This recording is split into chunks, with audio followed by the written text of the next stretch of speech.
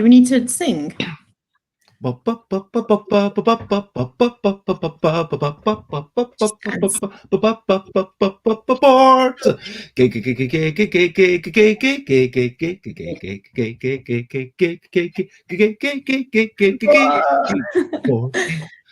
games, it's what we're talking about. Board games, we're not gonna shout. We are starting off this streaming with a little bit of singing, and over there it is the arrival of the person known as Jessica. I am sorry for these bad rhymes. It seems to happen every time. We are going to talk about how everything is like a board game, so we think, and we're going to be comparing everything, everything. And Board games. to board games, yeah. Board games, Yeah. and comparisons is what we're talking about. Board games and comparisons. We're not gonna shout, hey! Yay. Hello. Hello! And there's Xate who says hello. Hey, Zane. And Alan Outson, lovely to see Alan, you. 2 fans. I did not tell anyone I was going to do this. Apart from Sanam. Maybe I should. I'm gonna send this link out. I'm gonna just in case. Don't send the StreamYard link that I sent to you. Oh, I've done that before, haven't I? Sometimes I do that, and then people try. So Right. It's in my calendar. Everyone knew, says Xate. You know, clearly some people haven't been looking at the calendar. My friends don't look in the calendar. No, that's just the way it is. I don't think she wanted to watch. Let's take a step back. It's busy bedtime board game Beleder. It's about what time is it in Thailand, in Bangkok? It's 3 minutes past 5.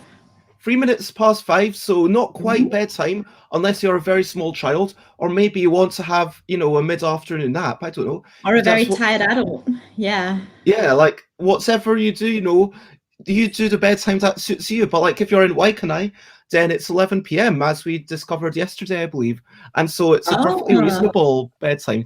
But anyway, today it is Jessica, who's going to be comparing stuff to board games. We don't know what we're going to be comparing. We literally we had a practice. We had a practice. Do you remember? Yeah, for about 2 minutes. Yeah, it was profound. Yeah. It says that they are a very tired adult. Oh, poor Pete. Lots of love. And yeah, we've been chatting about so much stuff. So oh, I can see the chat on here. Oh, no, yeah, I can't. Exactly. You go to. Oh, there we go. Did you read the rules? What rules? What rules? Are there any rules that say you can't be a unicorn? No, there's no rules against that. Yay. Let's move to. Actually, let's. In this chat, for the preview, it's just going to be silly. We're just going to be comparing stuff, and if people suggest stuff, we'll just improv and we'll just compare the stuff and say why it's exactly like a board game. That's what we're going to do. Does that seem reasonable? Yay. Are we having the intro? Sometimes what's intro? You know, the questions. Well, that's what we're getting into. Hold your horses, Jess. Hold your unicorns. Brilliant things, brilliant things. What's a little thing which is brilliant? From me or from you? You know, I'm going to say that's a brilliant thing is home. Yeah. What, I mean, how would you define home, Jess? Home is the place where you sleep at night. I mean, there's this old saying of, oh, home is where the heart is. Would you agree with that? Would you say that? If you're lucky enough to have a home you're comfortable in and safe in, then home is where the heart is. Alan likes his home. He showed me his home one time, actually. And his dog. I mean, it's a weird one because to that extent, if you are a wanderer, does that mean that you don't have a home, or that maybe your home's the... Well, it's where you sleep. So if you're wondering, Well, there is such a thing I as mean, being. I think it was the gorillas. No, not the gorillas. The super furry animals who said, Yeah. um, they've got a mobile phone. You've got a mobile phone. Wherever you lay your phone, that's your home. Did they say Got a that? mobile phone. Yeah, Super that's what furry they said in animals? their song. Yeah, yeah. You Oh. got a mobile phone. You got a mobile phone. Wherever you lay your phone, that's your home. You got a mobile phone. I wonder what year that was released. Do you not know this song? I don't know it, but I remember super furry animals like maybe date back to before we had mobile phones, maybe, or before Well, we were in common usage for sure it's one of the best ever albums. in the It's like, world ever. yeah, I think it's one of the top three. Okay, not in We're my get, top. well, I mean, we can disagree, but We can. No, we can't. disagreements is allowed. It's even encouraged. But look, I just think that homes are brilliant. However you define it, a home is somewhere where you feel comfortable, where you're able to sleep, where Yeah, you feel hopefully safe. And I think that yeah, thing of having a shelter from the elements, having some safety where people can't just charge in. I think that's a really valuable thing. And yeah. so Hmm. ideally you want to have a home where you're comfortable, with everyone who could just walk through your door. It's really interesting you should mention homes this week because, I have this new friend at work, Sadam, who's originally from Japan. And yeah, she was flat hunting this week. So she came to my house to see if she would like to live in my building. And I have a really big apartment and I really love it. I love my house. But for her, it was completely wrong. Like she liked it for me, but not for her. And then she found a new house a few days ago and I visited her house and it's exactly what I would not choose.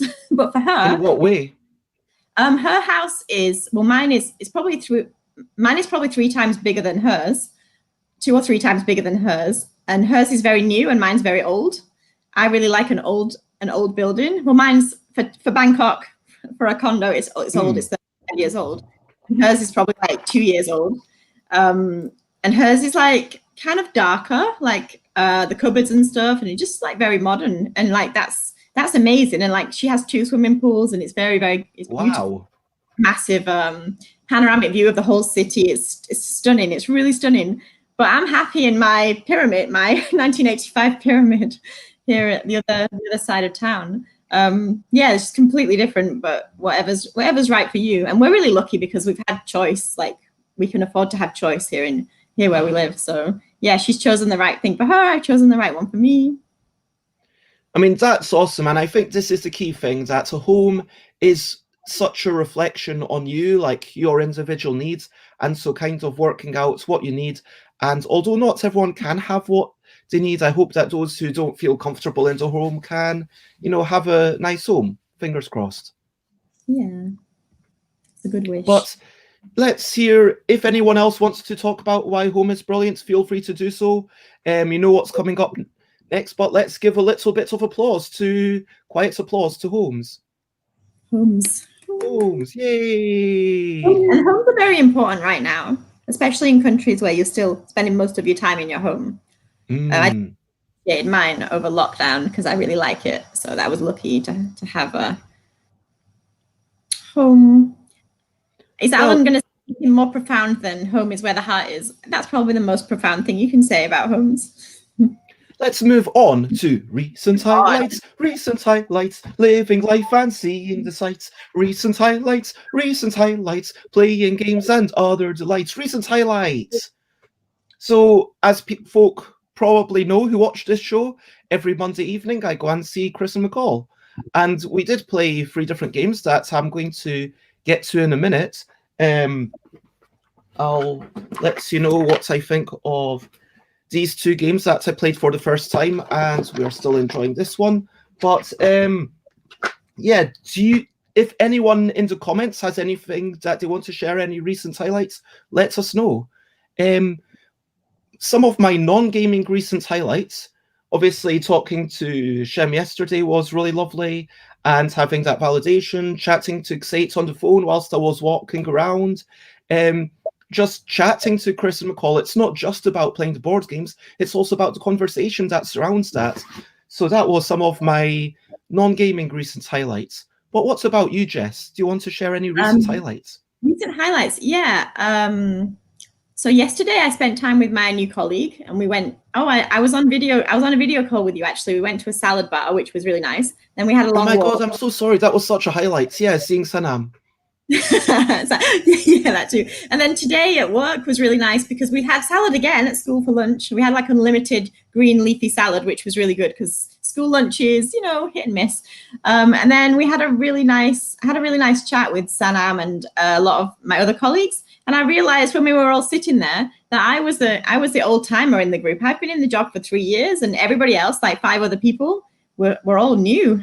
So they asked me to, you know, tell them things about the workplace. Couldn't say much. So yeah, it was just really nice. And I feel like to everybody who's still in lockdown, please have hope and look forward to the times when you will be able to enjoy spending time with people again, because it's really amazing after lockdown when you can. So it will happen one day, hopefully sooner rather than later. Someday you'll be out to stay. Someday we'll see all your friends, and we're looking forward to lockdown's end. Hopefully, fingers crossed. And hello, Chris. It is lovely to see you. And Alan says they managed to finally work out how to play Arkham Horror, the card game. They played a bit. It's scary. It's scary. How is it scary? You know, just some games, you know, the theme. Do you have any idea what Arkham Horror is, Jess? I have no idea. Like, Alan keeps talking about it and I just pretend that I know what he's talking about. So basically, Arkham Horror is based on H.P. Lovecraft stuff. So H.P. Lovecraft is an old writer, and they were a bit racist and stuff, but they basically had these amazing, fantastical worlds. It's about these old gods who basically, it's quite miserable in some ways. Like, the gods basically don't care about any humans, because why would they? And then these gods come forwards and then they're trying to almost, yeah, let's just purge the humans, because why not? Just as a toy. And then it's almost about that sense of dread. And H.P. Lovecraft can spend, you know, 2 pages just describing someone looking at a wall, or like describing like something completely incidental, like the flicker of a shadow, and they use words in such a lovely way to describe that increasing dread. And it's anyway, so Arkham Horror, it's about, yeah, big godly creatures coming to destroy everyone. And yeah, it sounds like something Alan would be into. And yeah, obviously, yeah, it's horror. The clue is in the title. Yeah, and it's Halloween, so yesterday, and Chris in the chat will be able to give their own opinions. We started playing this one. I'm going to make myself a wee bit bigger. Sorry, Jess. Cool. So this is a feminist game. I don't know, are you familiar with Old Maid? No. Morning, Rob. Lovely to see you. So Old Maid is a completely random game where you're just passing around cards, and if someone's left with kind of a singleton, then they lose the game. In this one, it's, hey, you stand alone, so you are the winner. And then we've got, you know, amazing people like Ada Lovelace and, you know, Maria Callas and, yeah, Madalena Kusalana. And in the instructions, it's got a wee bit of descriptions about all of these people. It's a fairly, there is an advanced version of the game where you're kind of doing action cards. They're trying to be the first to collect 4 sets of women, or have the most points at the end of the game. We played just the once. It is fairly simplistic, but it's, yeah, a nice, gentle game, and I think it fits the theme quite well. One thing, though, that I was incredibly disappointed by is that I could find no credit for the artist in here. So, like, on the back, the only credit for the designers is in very small print where it says, created by these 2 people. These 2 people are, according to Board Game Geek, they are both the game designers.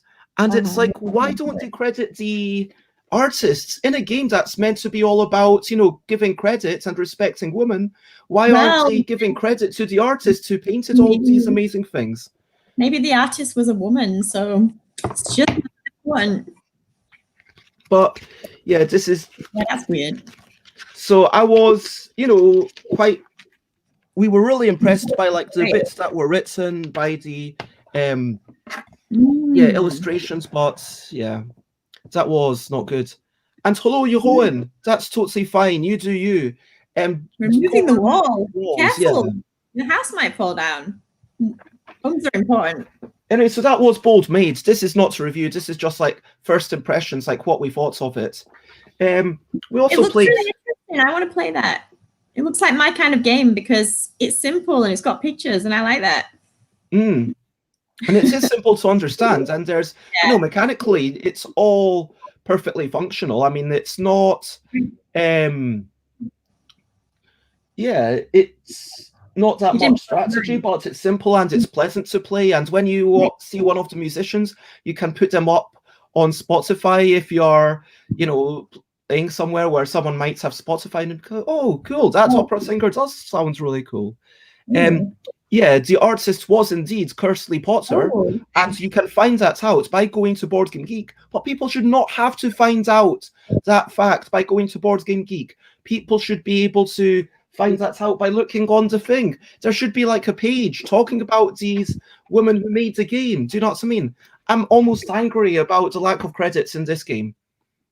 Oh, yeah. I'm genuinely quite annoyed. Yeah, cool. Maybe you can write to them and let them know. I mean, this is the typical way that a board game is done. Designed by X, art by X. Designed by I see. Roy Nambu, art by Amayagi-do. There we go. And this one is a chaotic game. And Alan says, I like that the Arkham Horror cards have the artist written on each card. So there's a lot of big games where individual cards might be done by different artists. Because, wow, that's really cool. But like Magic the Gathering does a similar thing, and most collectible card games actually just have a little byline for this is the artist for this particular card. Yeah, and that's really good.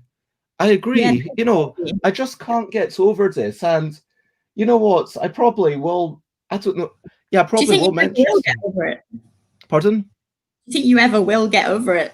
I don't think I ever will, frankly. I'm just going to, like, it's like such a mar on. Otherwise, I would be like saying this is such a wonderful game. This is like really about giving credit to people, but it's also about the theme. Do you know what I mean? Because the whole thing is about giving credit to people. It seems particularly wrong in this game. What if the artist decided they didn't want any credit? That's a weird one. I mean, there's definitely been situations where an artist has decided they don't want credit because maybe it's a sexual thing. They want to not be listed, but then they could have a pseudonym, and that's a more appropriate thing. If they said art by and then puts in a pseudonym, maybe the person doesn't want to be credited. Yeah. Oh, that's a good idea. No, it's not. It shouldn't be on us to tell people. And congratulations, Rob, who had a cool delivery, who has 100 squirrel meeples. That's amazing. I want to see them. Is Rob yeah. So when are you on the squirrels? Rob. Oh yeah, Rob. Look at the thing, and if you want to come on in a week and a bit, feel free to come on. But so enough of my anger at people not being credited. Let's talk about Crow's Overkill, which is a really weird theme. So this is based on an ancient Japanese song, which was apparently sung by one person, which is Sanzen Sekai no Karasu wo Koroshi Nushi to Asane Gam Shite Mitai, which means, when a crow cries, I must leave this place. I would kill crows all over this world just to stay with you a little while longer. So basically, it's a game about someone who's in a brothel and for some reason, when a crow cries, they must leave. I don't know why, but apparently they're killing crows. And so the designers of this game decided to make this incredibly literal. And every turn, you get 3 more of these bird cards that might have crows. So like this one is 2 crows, because you see it's got 2 crows. Here's like 2 crows. Here's a cock. And here's, yeah, some of them just have 1 crow.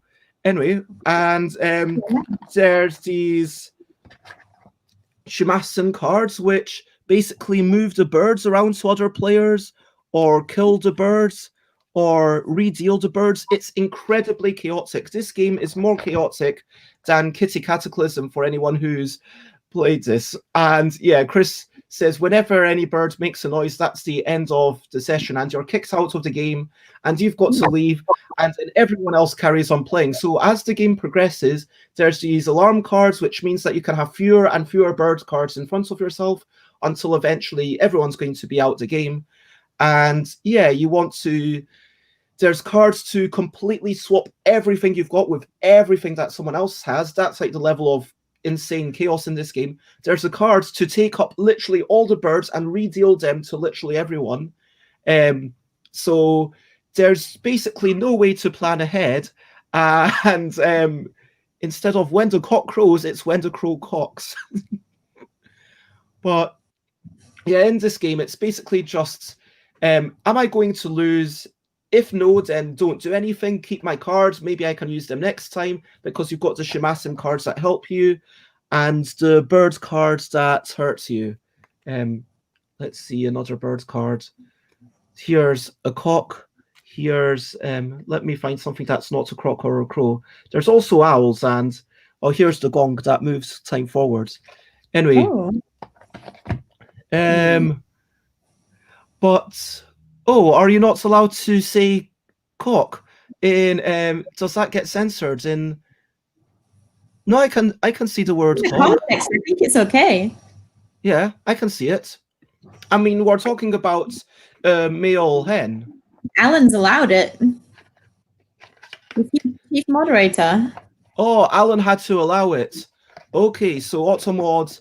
Yeah, that, I guess that makes sense. You know, as long as there's one moderator to kind of put these things through. But, sorry, I just moved my table. Anyway, it was insanely chaotic and maybe a touch too chaotic for our personal tastes, combined with the getting kicked out of the game, which I'm never super keen on people getting kicked out of the game. Too sad. Yeah, like... it's just when you have too many birds in front of you, you get kicked out of the game, and then you've got to watch everyone else until there's only one person left. But yeah, that is a game. I will happily, you know, if anyone wants it, let me know. I'm not going to be keeping this one. That's definitely not one I will be keeping. And finally, Ticket to Ride London. We still enjoyed that one. We played that a couple of times. And yeah, continuing to enjoy it. Awesome. Oh, that sounds really fun. I love Ticket to Ride. I actually like that one. I played a game once. Oh, you know, I got in touch with... And hello, J Fool's Guard. It's lovely to see you. Hello. I got in touch with Nineveh, like, on their Facebook. I don't know if that's the best way to get in touch. So Nineveh is my game shop here in Bangkok. I was just curious about whether they had the wee Ticket to Ride. Do you know? It's German Thai, by the way. German Thai? Yeah, because one of the owners is German, a German guy and a Thai woman. Ticket to Ride. I haven't been there for ages and ages and ages, since way before lockdown, because I just never have time. But I don't know. I would imagine they probably have it. I'll go. Maybe, like... And I was really excited to see on their website, you know, Yogi is one of the top 8 games. Oh, really? Oh my God! Yeah. Congratulations. Amazing. Thank you. It was super popular. I mean, because they told me they were very excited about Yogi. You met them on a video call. Do you remember? Yeah, very briefly. Anyway, so let's move on to the questionably quick questions, and feel free to ask us literally anything. You know, keep it PG rated, please. People can ask. People are allowed to ask. Yes. So we start off with me asking, where exactly are you? Will you show us out your window, Jess? Or is that not Out something of you the can do? window. I could, yeah. Where exactly am I? Hang on. Okay, my house is quite messy right now, so we're just gonna, yeah, you just look how old it is. Look how old my house is. It's so old-fashioned for Bangkok. So out of the window, we're gonna go on the balcony. So here we go. People are playing tennis outside. Point it down a wee bit, please. Oh, wow. That is really Tennis. cool. So that's tennis on the rooftop. People walking along the rooftop. Yeah, because the people who live in those apartments, they're really lucky because they have like a lot of outdoor space. So during lockdown, they could walk around there. They could run around there. It's like 2.5 kilometers around or something. Oh, I don't know, so maybe less than that. But anyway, and yeah, they can play tennis and yeah, it's nice. I get to listen to the tennis from my room. And then there's a bank and yeah. Oh, there's the train. I don't think you can see. The train's going by. Skytrain. Show us a bit more of that train bit. And so, yeah, this is a really... so this is like the modern side of Bangkok, is it? What, sorry? Modern. Modern like 1985 modern, but not that modern. There are much more modern parts. So, yeah, I mean, it's not like super old and traditional. It's from the modern era. Okay, yeah, the train. So another train. It might be 7 minutes before there's another train. So yeah. Typical questions that I ask are, Jess, did you have breakfast this morning? Yes, I did. I woke up super early, and today was funny because normally I have to be at work at like 7:30 or 8, but today was the first day ever that we've ever been allowed to go to work for like 9. Anyway, I woke up at 5 and I thought I'll have breakfast. I'll go to work early. It'll be awesome, even though I didn't have to be there until 9. So I got up at 5. And when you start cooking and you just start adding things in and you think, oh, I'm just going to have like maybe some potato and an egg. And then you're like, oh no, and then I think I'll add some garlic. So it's like, made some potatoes and added some garlic and then I added some onion and then I added some peppers and then tomatoes. And then I was like, oh, it's a Spanish omelet. And then I added some chili. So it was like, yeah, so I had a hot Spanish omelet. And then I fell asleep before work. So I didn't get to work until 2 minutes to 9. So I almost got a late mark. So I got there 2 minutes to 9. And then, yeah, that was my breakfast. I had a Spanish omelet with because I'm in Thailand. So can't survive without. Talking about food, what's the last thing How many flights? Alan's cheeky. What's going on with what? Sorry. What's the last food thing that you ate? The last thing I ate, I had a yogurt in a cafe just before because I went to a cafe at the end of the day to do some more work after work. So I had a yogurt and I had a really amazing iced tea, like hibiscus tea in Thailand. I don't know if they do this in other countries. I don't know if they do it in the UK, but you get these like little jelly balls in your tea. And like when you drink the tea through a straw. Yeah, bubble tea. Yeah. That's bubble tea. Oh my God. I've not talked. Apparently, I used to talk about bubble tea too often, but I need to talk about it more. It's been a while since I've had bubble tea. It's a big thing here. You know what, Bez? You should come to Thailand for some bubble tea. Everybody loves bubble tea here. It's a huge thing. So I had bubble tea. How much is bubble tea? It depends. Like you can get it fairly cheap. I'm sure you can get it for like 75p somewhere. Like 30 baht. And sometimes it's going to be like £2.50. So like if £2.50 is going to be like, whoa, this is like the creme de la creme that you have like once a month kind of thing. No, that's just the rip-off Starbucks one, like probably. Why go to Starbucks for bubble tea? Yeah, you wouldn't necessarily go to Starbucks for bubble tea, but yeah. Nah, Starbucks is overpriced for everything. Yeah. I was going to say like to hell with Starbucks, although that feels a bit strong. Well, I kind of agree. It's quite popular here, but yeah, it's one of the only places you can get just like a sandwich. Yeah, I ended up going into Starbucks the other night because I was trying to get away from the protests in Bangkok. And it was raining and there was nowhere to go. So I had an egg sandwich there a few days ago, which was good. So question, which I like.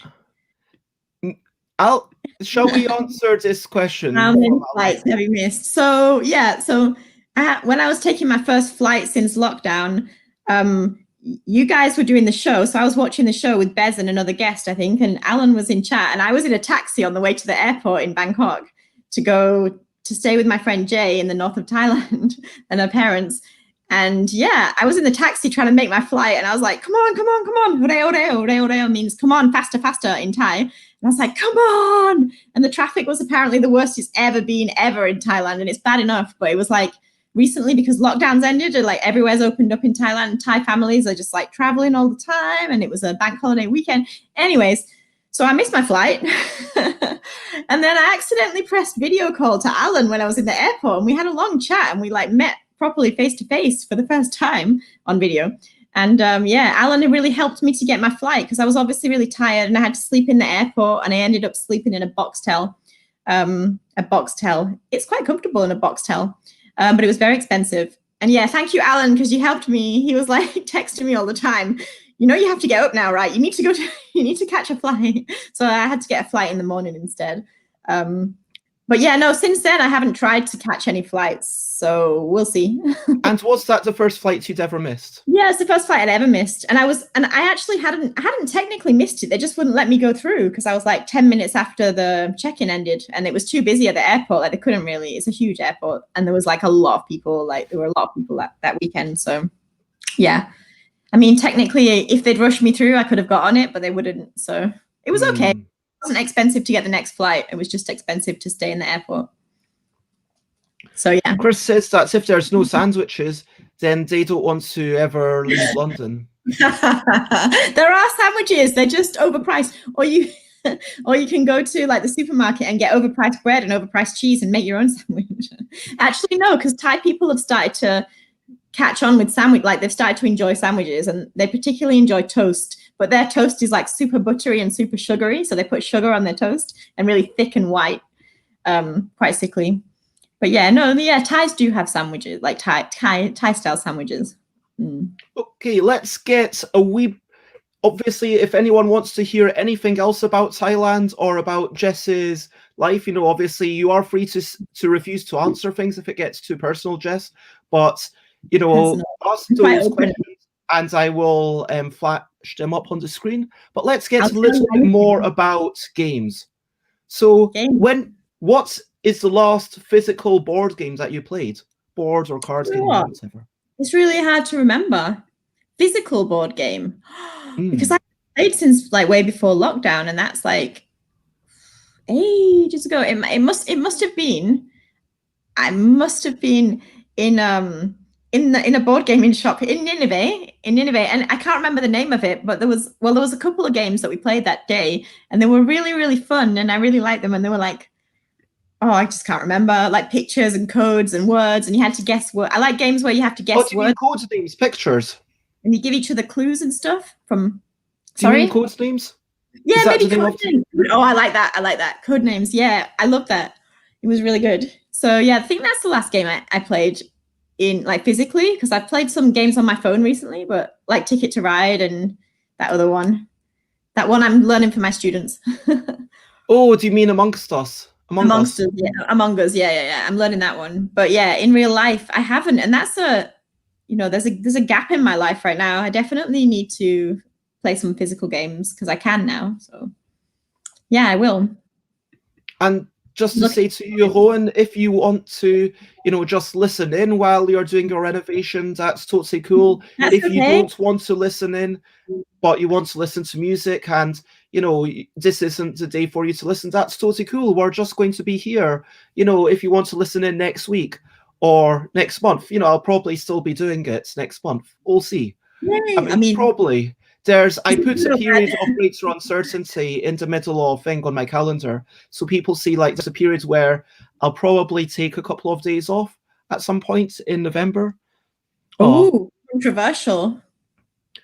And Rob Harper, you keep confusing me with this, Rob, because I just want to shout out the screen name. And Rob Harper says, awesome hair. Do you always go for pink or do you have a different color hair sometimes? I also have a black wig. So actually, like, the last time I was invited to like a murder mystery party, I was asked to be the Queen of Hearts, and I had a broken heart at the time, so I decided to be the Queen of Broken Hearts, and I had a black wig, like with a fringe. And then when did the pink one happened? Because I had to be a unicorn a few weeks ago. Because like every week there's free cocktails in this bar near my house with and it's a unicorn. It's Wait, like free cocktails? Tell me more. Yeah, there's loads of free cocktails for girls or just for women in Bangkok. So women can get drunk and men can, whatever. So yeah. So there's only 2 free cocktails at that place, but sometimes it's like £2.50 and you can have as many cocktails as you want for 2 hours. So yeah, there's a unicorn night. And so I got the wig for the unicorn thing, but I think I'm going to wear it this weekend as well. I'm going to like a burlesque night, Madame Rouge night for Halloween. So, well, on Friday actually. So yeah, the pink, I love the pink. I like the pink because it's long. Ooh, I want to have long hair again. But I'm actually blonde. Yeah. So, other questions that I quite often ask, can you tell us 3 games that you love? That I love. Okay, I really, really love Boggle because I always win. I love word games. Actually, I really love Boggle, but I also really love Bananagrams. But Boggle is like simpler to get on. Like it's easier to just be like, yeah, let's play Boggle. Like it's a bit simpler than Bananagrams. Can I have them as a tie? Sure. And then last time I actually caught a flight. Last time I was on a long haul flight, I remember, or a few times ago, I remember having a really amazing flight, and Othello came up on the screen. And when I was a kid, I loved Othello so much. If you play Othello on a long haul flight, it's like the best thing ever. It just goes on and on and on, and you can't stop, and it just makes 4 hours pass really quickly until you fall asleep. So Othello was probably up there. And then the other day, like, were you playing with the person next to you, or were you playing on your phone or something? I was just playing, no, just on my own Othello. You can just, you can play against the computer. I guess I was playing against the computer.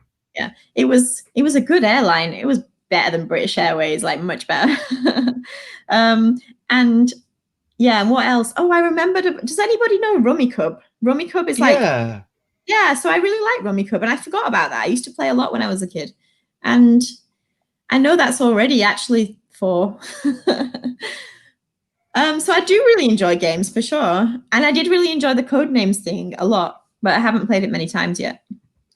I mean, I'm slightly interested to ask you, why do you say Boggle is easier to set up than Bananagrams? I think it's just because with Boggle, you just get it and you shake it and you just lay it down and then that's it. And you can play it on your own, or you can just play with someone else. And it's like, bang, it's done. With Banana, it's harder to explain maybe how to play. And actually, let me think, how do you play also you have to kind of flip over all the things. It does definitely, I will agree, in terms of setup, like Boggle is like simple. 10 seconds, Bananagrams like 2 minutes. And you can teach people really easily, and the scoring system in Boggle is really easy. When it comes to the end of the game, if you've both got the same word, you cross it off, and you get like 1 point for 3 or 4 letter words, and then 2 points for 5 letters, 3 points for 6. So also, the interesting thing about Boggle is because it has that kind of the speed bit followed by the kind of, okay, now we're just taking our time, scoring everything. Okay, now it's a speed bit. It's like these kinds of this punctuation of which is quite interesting. And then with Bananagrams, it's like just one continuous stream. So like you can play like just 1 round of Boggle, and then everyone understands it. But you're never going to play just 1 round, because a game is, how many rounds is it in a normal game? Like 10 or something? What, a game of Boggle? I don't know. It just, for me, it's infinite because I love it so much. It's like you just keep going until you're like, yeah, we're done with this. Endings are not important. I don't like. And I feel like that's a big difference between us. Like I want to know the ending. I just would not be. I would kind of just feel anxious if someone's, oh, we're going to just play as long as we want. So I would be like, okay, please give me some guidance. Like, are we going to play for half an hour or an hour or 2? Like, I just want some expectation. I know, yeah. So next time we see each other, be it in Thailand or London or wherever, we will. If we play a game, we'll, we can plan for your needs. We can play a game. That. We can have a setup. Also, I have a question for everyone and for you. Does anybody know the game Mandarin? No, I don't know the game Mandarin. Okay, I used to love that when I was a kid, and it's you have a what do you call it? It's like a big Chinese house, traditional house, and it has loads and loads of tiles in it, and it's all about Chinese horoscopes and the animals of Chinese horoscopes, and they're all like multicolored tiles, and yeah. Ooh. I'm just going to see if any of these. Okay, great. I'm just going to show a picture of it in 2 minutes. Have you found it? Yep. Share screen. This is Mandarin on Board Game Geek because I wonder if it's changed. Oh yeah, it's the same. Oh, I love this. I got it for like my birthday or something, and I just loved it. We were talking about horoscopes at lunchtime today. It's really fun. And yeah, I'm actually quite chuffed because there's lots of copying allowed pictures. So thank you very much to everyone who shared these pictures on Board Game Geek and was happy with us copying your pictures, which seems to be. I know a game that you don't know. Doodah, doodah. I know a game that you don't know. That's the first time that's ever happened. Live on the internet. Yeah, absolutely. I mean, I'll readily admit that I don't know all the games. So tell us about this. I remember loving this, but I can't remember everything. Like, I just remember that you have a tile dispenser and the tiles come out and it's exciting because you don't know what color you're going to get, what animal you're going to get. And you have a board where you put the tiles on. And then you have to like fill it up somehow. And it's like, I don't know, it was really addictive. So it must, and you have money, there's money there. And a dice. Oh, wow. Like, oh. So it sounds like your memory's not particularly good with this one. No, because I think maybe my parents got rid of it at some point and didn't tell me, like, because I don't remember having it when I was older. Like, where did Mandarin go? Maybe my nephews have got it. 3 to 5 players apparently. 60 quid. What is this? Are we talking about Mandarin? Must be good then. Is that expensive for a game? I don't know how much games cost. I love this. I must be able to find it in Thailand because there are a lot of Chinese people here and maybe they play it. I don't know. Yeah, the tile dispenser is really cool. It's almost as good as when you play Hungry Hippos. I think it's really interesting because there were so many games back in the days, like especially in the 80s, that were kind of all about the toyetic quality. Do you know what I mean? Yeah. That's all about kind of let's smash things. And I was listening to on Board Games yesterday, shouts out to that podcast, where they're talking about Professor Nod. So apparently you put a card, Professor Nod on a card or something, and Professor Nod either goes like this or to go like this. And apparently the person was saying that they still had this, and even as an adult, they couldn't work out how exactly it worked. They couldn't open it up to work out the mechanical parts of it. So as far as they were concerned, it was still sufficiently advanced technology to be magic. Oh, amazing. Yeah, it's really interesting. Also, what Rob Harper just said, it's a bit like bingo with Mandarin. That must be why it's so addictive, because bingo is addictive. And I used to love bingo when I was a kid. Hungry Hippos, yeah, amazing. I love Hungry Hippos. So, yeah, we've got Ludo. I love Ludo. Sorry, go on. Let's move on. Ludo. Ludo doesn't have any choices at all, so does it? No. Wait, you can choose your color at the start. Yeah, I mean. And also, Ludo sometimes has a thing that covers the dice in the middle, or the die in the middle. And you. Oh, do you mean Trouble, where it's the pop-o-matic thing? Yeah, I love that. So that's a bit 80s. Sorry, I had an encounter with someone who, let's call it to date, with someone, this was ages ago, this was like years ago, with someone who basically collected Trouble.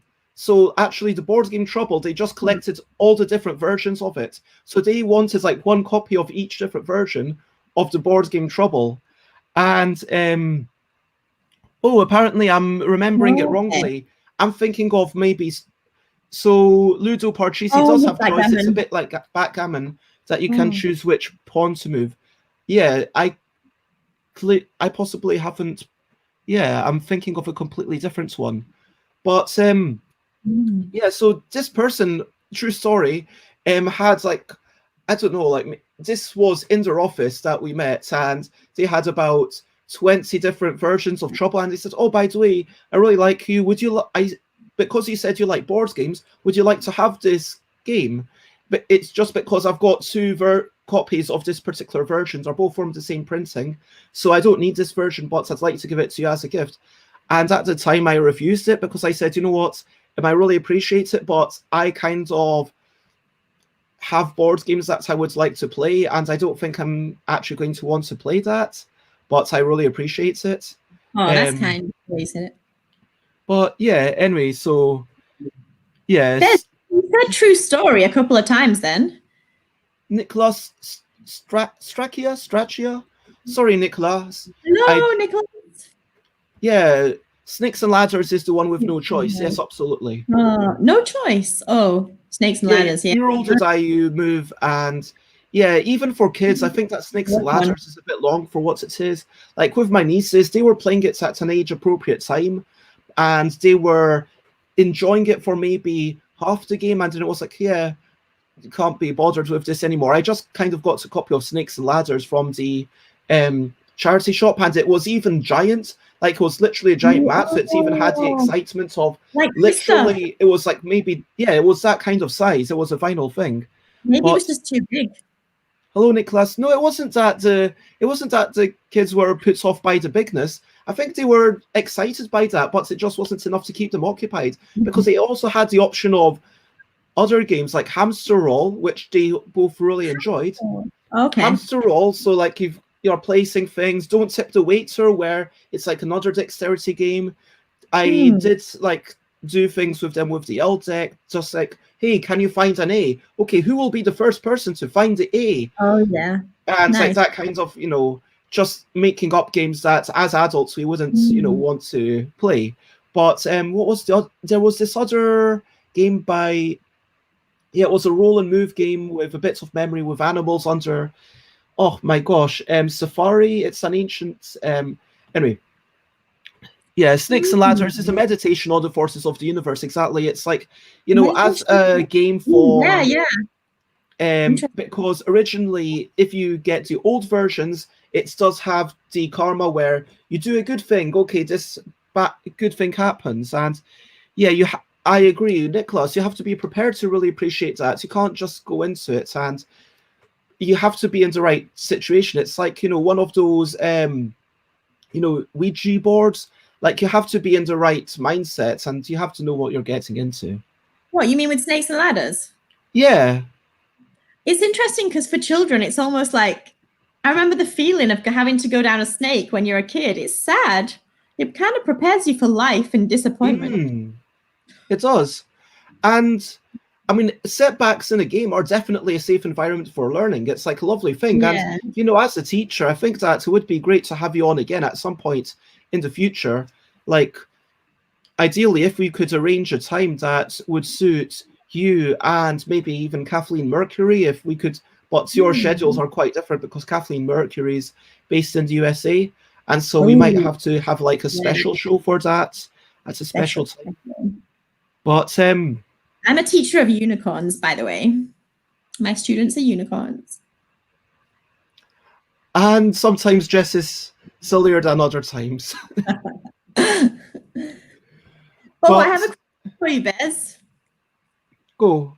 What's the national animal of Scotland? Apparently a unicorn.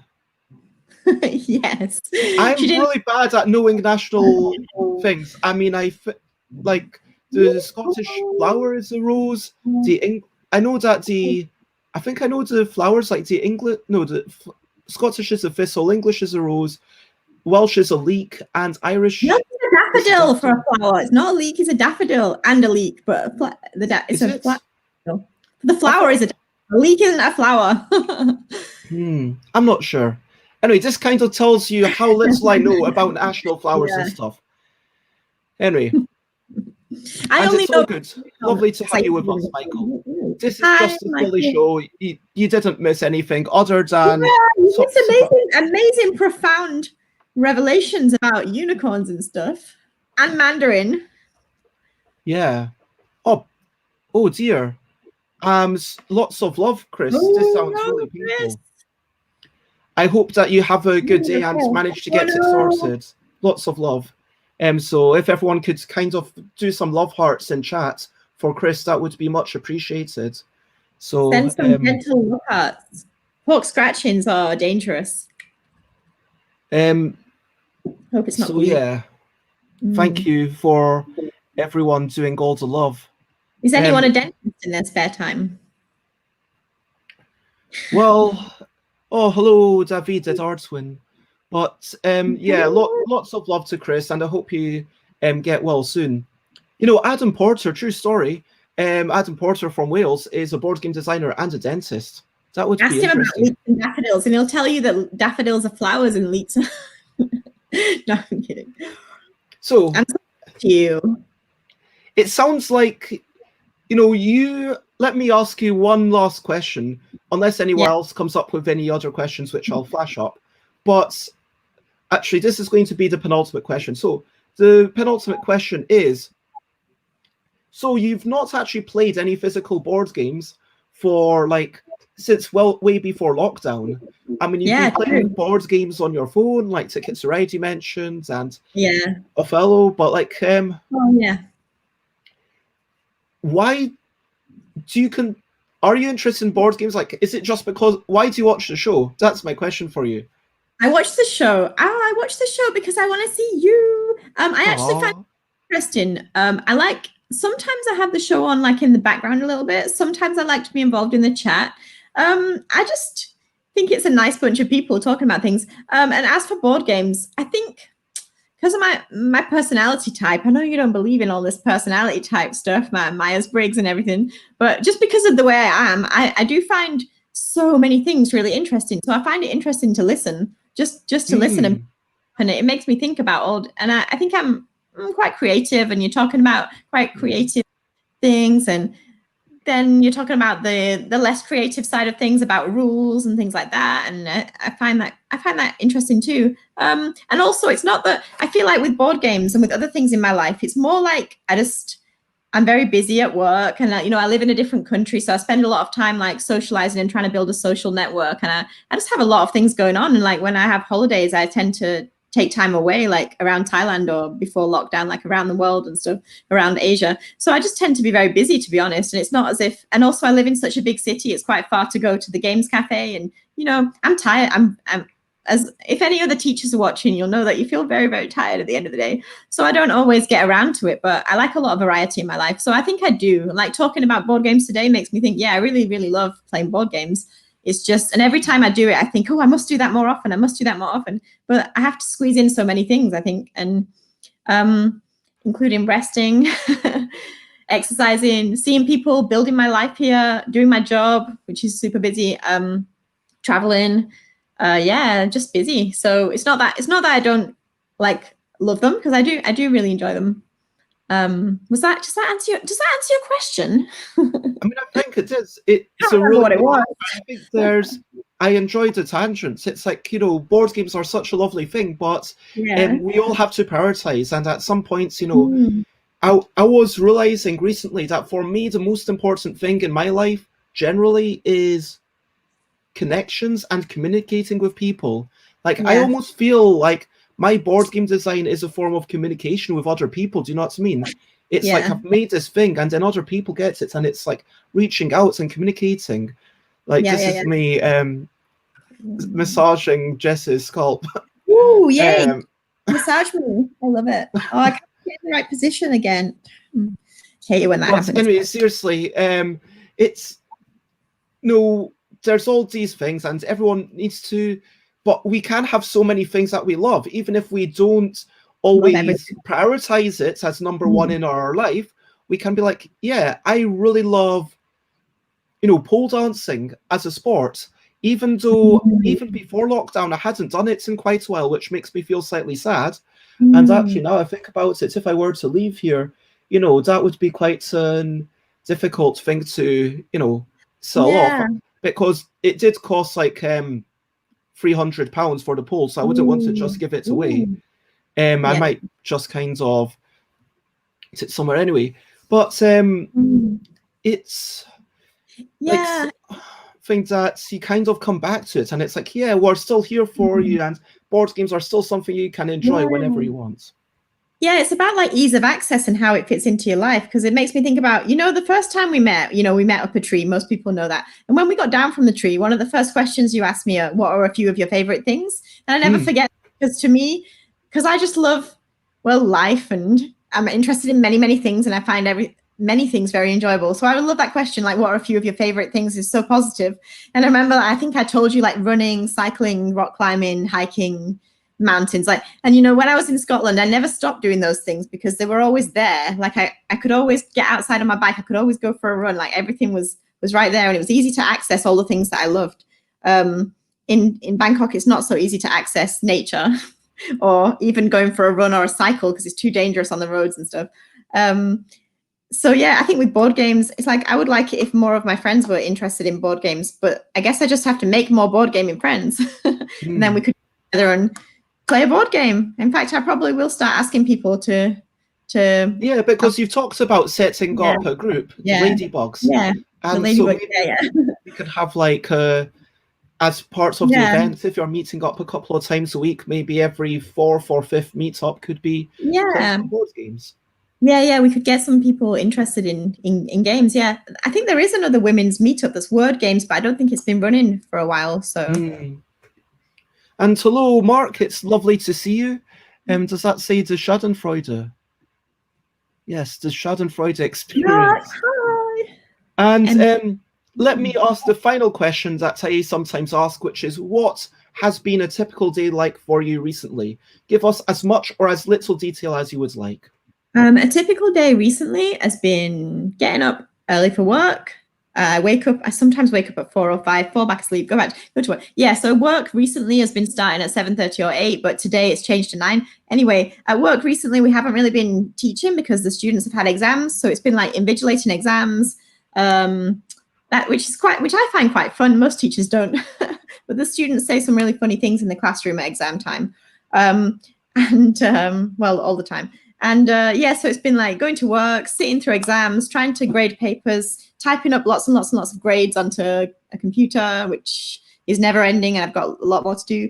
And then having lunch with my colleagues, which has been nice recently, school lunch, doing some more work in the afternoon, being very tired at the end of the day, maybe doing a workout, going to the gym, watching you guys, and then being pretty tired. I haven't been out on many school nights recently, and I spent a lot of the weekend just at home because sometimes I just want time on my own, even though I'm an extrovert, and I didn't have much money last weekend. So just to put this into context, because we are obviously in the middle of, I say middle because it's not the beginning, it's not ended yet. We don't know. We are this is a time of pandemic, but Thailand, it is relatively safe. Immensely safe compared to the UK. Immensely safe compared to the UK, yeah. So in Thailand, I think I've mentioned in chat, and maybe in the past when I've been on here, I've maybe mentioned to come to Thailand you have to go through a long quarantine in a hotel, and cases tend to be caught quickly and isolated and treated quickly. So it's all monitored. So we touch wood, we're fairly safe.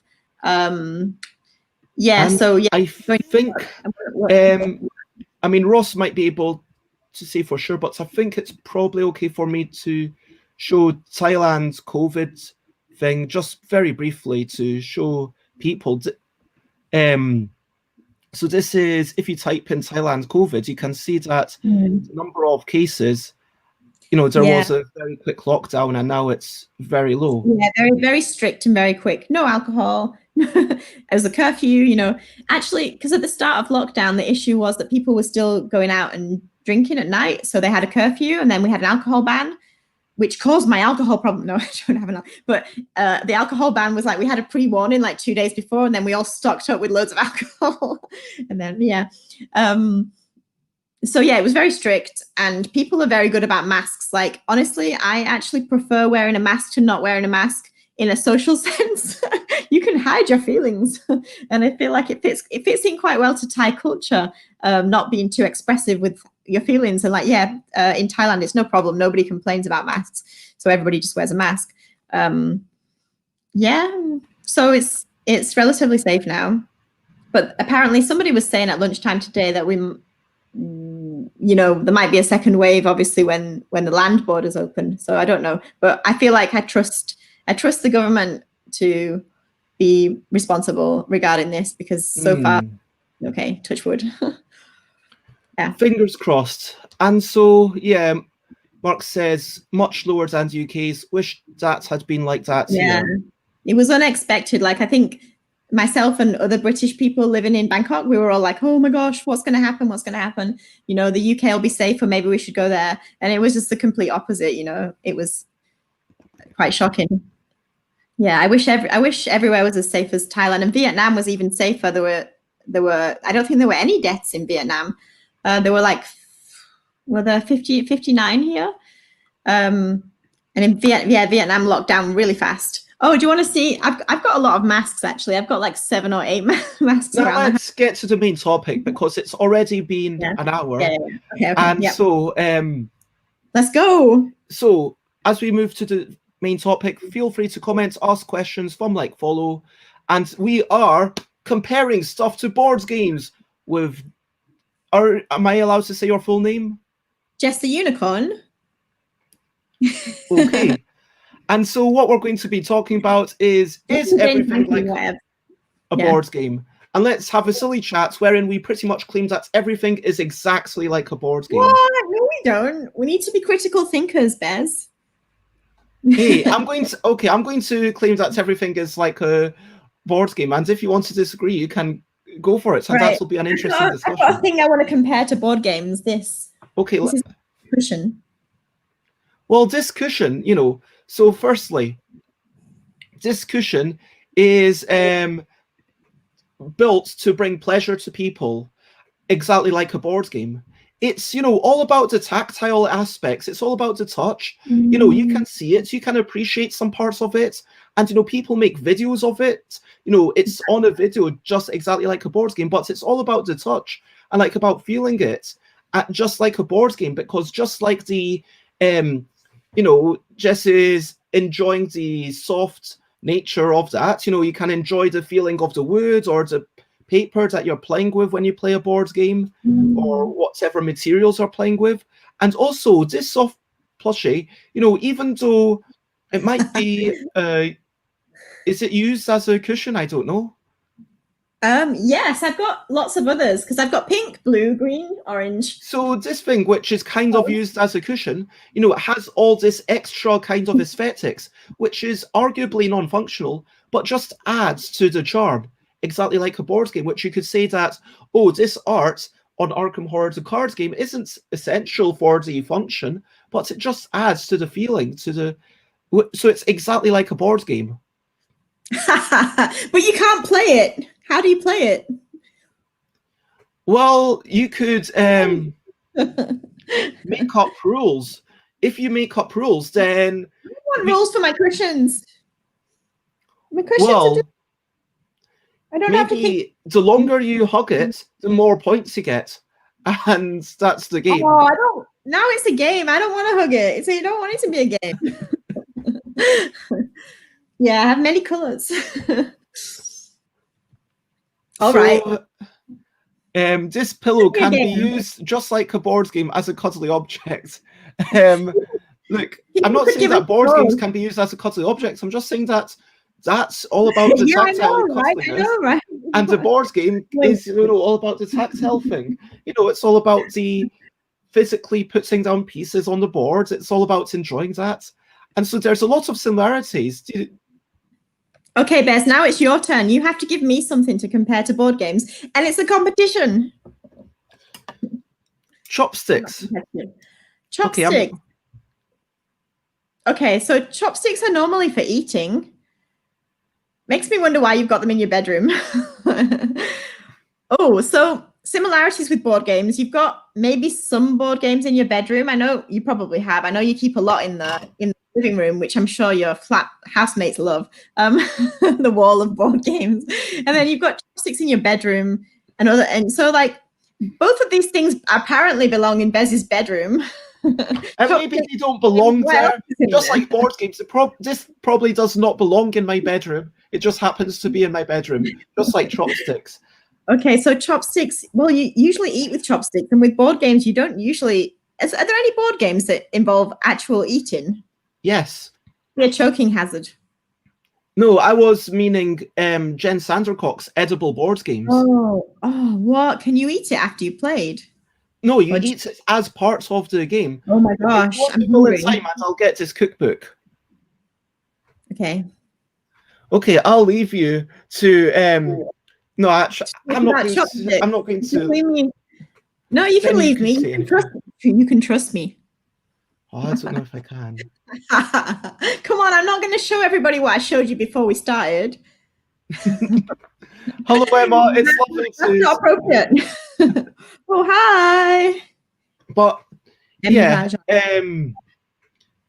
yes, absolutely. There are board games which are all about eating, like Jen Sandercock's edible board games, and Catherine Morgan, who is working on a board game, and Catherine Morgan's going to be on in a week and a half. We just decided today it's going to be Saturday, not Sunday. Okay. So, Bez, I'm getting really. Do you mind if I either remove my wig or put the AC on? I'm going to put the AC on. Hang on. Remove your wig. No, putting the AC on might be a bit of. One sec. AC. Let's use some of the Earth's resources. Okay. The only downside is that people will all be able to hear the AC now. Oh no, it's not too loud. Oh, sabai. It's not that. Actually, it's very 1985 noisy AC. Okay, in the chat, let us know if it's an issue. But Jess, do you want to present something else? Something else to compare? Should we talk about your wig? How about? Okay, this is my wig. I just love the length of it. So nice. I mean, some people like a bigger wig, just like some people like a bigger board game. You know, some people might be impressed by Gloomhaven just because it's a really big box. Just like some people might be impressed by a really big wig. Or some people might be impressed by bright colors. I'm trying to look for a brightly colored box. I thought this was supposed to be comparing, not like it's a competition to make everything into a board game. Just like everything is a board game. Oh yeah, this is like a board game. This is just like a board game. You can play with it. You can plat it. Mm. Could there be a board game about? I mean, there's definitely board games about wigs. Ooh, makes me think about Guess Who. They've all got different hair in Guess Who. Yeah. Unicorn. Could there be like a board game about speed platting? That could be fun. Emma likes my wig. Oh, Zaja likes my wig. Thank you. Yeah, it is Emma. Zaya is their screen. I bought this in Bangkok. It was kind of expensive, actually. So maybe let's talk about. Okay, let's compare food in general. You love every time. I think every time we've ever spoken in our entire lives since we met, 10 years ago, Patri. Like every time we always talk about food. That's our. Is this a problem? No, it's great. I love it because I love the way that you go into a lot of detail describing food, and it makes me smile. Okay, so let's compare food generally, just all the foods, the board games, and how Look, it is something that you can overindulge in for sure, and just like food, if you spend all your time playing board games, it's probably not healthy. If you can definitely have too much. I don't know what's the line, because with food, it is a lot of intake of calories. Maybe that's the critical difference between food and board games. So you're right. Maybe. Yeah, I think that's the. There are differences. Yeah, I think that is the only difference between food and board games. Can you just check your boxes, the boxes you've got there? Just check the calorie count on those board game boxes, and just let us know, because I know. And I hope you're not gonna be disappointed. It's very low in sugar. Is it? What does it say? Come on, Bears, show us. It doesn't say. Come on, it doesn't say anything to do with calories, but I'm just I like assuming it. that there's not much sugar going on in the pasting of the cardboard and the plastics. Yeah, probably not. But I mean, board games are kind of like more like a form of exercise. Do you know what I mean? Because Mental it's like exercise. exactly, and it's Creative like also like exercise. socialization. It's like Yeah. Cognitive exercise. yeah, normally has a player count, which is kind of like the number of servings. Exactly. Wow. Oh, I like this. So But- M Peoples, what's M Peoples' name? Mark. Mark. Okay. Peoples. Mark. They want to be called Mark. Okay, so Mark, yeah, Mark should probably be on the show because that's better than anything we've said. Harsh. Next time. Mark, you're putting us to shame. Thank you for your contribution. Yeah, no, that's good. But yeah, play it because you can't, people, it's like when you sit around the table as well, usually, often. I will just say that I think that there's a wide variety of prices. Oh, and there's a yes. There's a wide variety of prices for board games or food. Jess. And sometimes you want the cheap thing. That's fine. And sometimes the cheap thing can actually be just as good as the expensive thing. Sometimes a cheap game, it's not cheap because it's a bad game. It's just cheap because maybe there aren't, maybe it's being mass produced. Maybe they've got a cheaper price. Maybe they're not making as much money on the back end. I don't know, but yeah.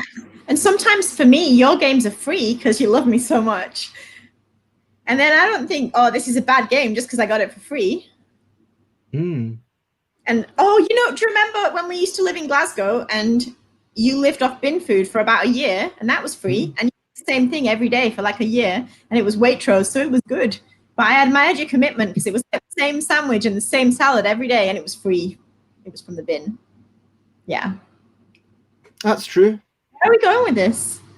I think the point is that you can eat food on your own and you can enjoy it wonderfully. You can savor the taste and the texture and every bite that goes into your mouth. Oh my God, the crunch of a bamboo shoot. I'm really hungry. The juiciness of a prawn and the slight frisson as, the chili, not too spicy, not like, a Carolina Reaper or a ghost pepper or anything like that. Just, a normal, slightly hot chili, passes through your mouth and it's cool. That's exciting. I had that today, chili. Oof. And you can enjoy all of this on your own, exactly like Friday. Exactly like Solitaire or Othello. Any game that you play on your own. Or Friday. Is it called Friday? Muckle. Yeah, this game is called Friday. It's by Friedman Fries. Oh, nice. You're inspiring me to play games. Thank you. And you can enjoy all of these on your own. Or, as Mark says, you can enjoy it as part of a group affair. And that totally changes the dynamic. Yeah. I really love Solitaire. I forgot about that. I bought a Solitaire for a small person, a 5-year-old, before I left the UK or last when I visited. Anyway, I love Solitaire. I taught him how to play it and he really loved it. What game mechanics do we use? This is a very rollers and move. Push your locks. Are these dad jokes? Yeah, they are. It's like instead of roll and move or push your lock. I thought Alan had gone. What game mechanics do wigs use? You can plait my wig, but you can't because you really need a hairbrush. Push your locks. Are these plays on board game names? Yeah, I don't understand. Where you roll the dice and you move. Push your luck is where you're kind of wanting to have more and more luck until you potentially crash. Kind of like that one that you played. The one where you can't stop. It's a typical push your luck game. Okay. Oh my God, we played that. Yeah. And sensible and Zate wasn't sensible, but it worked. Yeah, that was fun with fun. And this is like the whole notion of like whether it's solo or multiplayer, if you're eating with other people, it changes the dynamic because suddenly you're able to share, each other's dishes. Like if I was Yeah. having a second date with Sonia, you know, like I did in the past, you know, maybe kind of eating off each other's plates and being like, oh yeah, that's tasty, isn't it? Oh, thanks for letting me have this. And Oh, hello, who's Chris. this? Christ, oh, you've been missing a unicorn. Bye, Jay Folsgard. It's lovely to see you. And Hi, Jane. Chris says hello. Oh, Can't believe I've been missing Chris. a Hi, unicorn. Chris. Welcome to Unicorn Land. Check out my horn. Oh, I like. Oh, man. Mark is completely on point. Push Your Luck Board Games is a bit like a buffet. Does this food taste as good as it looks? I don't know the game. Damn. Man, that's a good thing. So, like, it's kind of like when you're at a buffet and you're like, okay, how much can I put on my plate? And do I want do I want to take 1 spoon of these oysters because they might be really bad, or do I take 4 of these oysters, knowing that if I end up with like 1 oyster and it's a bit bad, I might kind of have to eat the other 3 out of guilt because I've taken them. I thought you were like, if you get 1 oyster and you get food poisoning, you might have to eat the other 3 just because you might feel, because the other 3 might feel lonely. Because I feel like I've never been to a buffet with you, but I feel like it would be an experience. And I feel like we might need a bucket afterwards. Who? No, just I remember the time when you ate the burger. We have been to a buffet, Jess. We've been to a buffet together. When did we go? I'm insulted that you don't remember. Like that time I feel like in the back of my mind, we must have. Yeah, that time when we went climbing and you were annoyed because I wouldn't eat, and then you forced me to eat a chocolate bar. Where did we go? We went to that Indian place. It was south of Glasgow. Come on. Yeah, we need to meet up or have a video call. It was so meaningful to me. I can't believe I forgot this. You know what? I do remember. Oh, remember being on the bus when you blindfolded me, and it was no, that was a totally different thing. No, I know that was a different time, but that was consensual, right? That was the blindfold. Of course. Making you eat probably wasn't. Man, what are you suggesting? Are people in the chat going to think I just go around randomly blindfolding people and putting them onto buses? So do you remember the time when you had that really stinky cheese on the bus? I remember you commenting about the cheese at one point. And I was like, oh my God. And everybody was like kind of about to throw up on the bus. And you were like eating this cheese that you found in the bin and it was really stinky. And you were like, no, it's fine. And I was like, but everybody on the bus is not fine. And you were like, whatever. And I was like, oh, I'm so embarrassed. I think it might have been the same time. Yeah. I thought some random disagreement from the past might come up because I have known Bez for 10 years and she does sometimes bring things up live on the internet. Thank you. Anyway, pull it back. Stop shaming me. Okay, look, it's true. I blindfolded Jess. It was almost, I think it was like a birthday present or something. It was just a surprise. It was lovely. Was it a birthday thing or? No, it wasn't. I don't think so. It was cold weather. Just kind of random. I think it was before Christmas, so not my birthday. Yeah. And anyway. we've been. We used to do geocaching. Do you remember that? Well, we did it once. Oh, right. That was me and you and then me and someone else. Let's bring it back on topic. Can we please compare geocaching and board gaming? I was going to compare blindfolding. Okay, you go first. And then we can go to... Okay, blindfolding people, okay. You know, you already blindfold people in that When I Dream. So there is a game like When I Dream that it has a blindfold in it. And it's like a little sleeping mask. Oh, cool. And you've got to kind of listen to the... Bye, Michael. Lovely to have you. And so, yeah, with the, it's like the devil and the angel, and then they're trying to tell you the truth or the lie. And so, yeah, there's already games about this. But when you blindfold someone, if you're being blindfolded, there is a certain amount of trust. Do you know what I mean? Like, you've got a certain amount of responsibility as the person holding someone's hand and leading them across the road.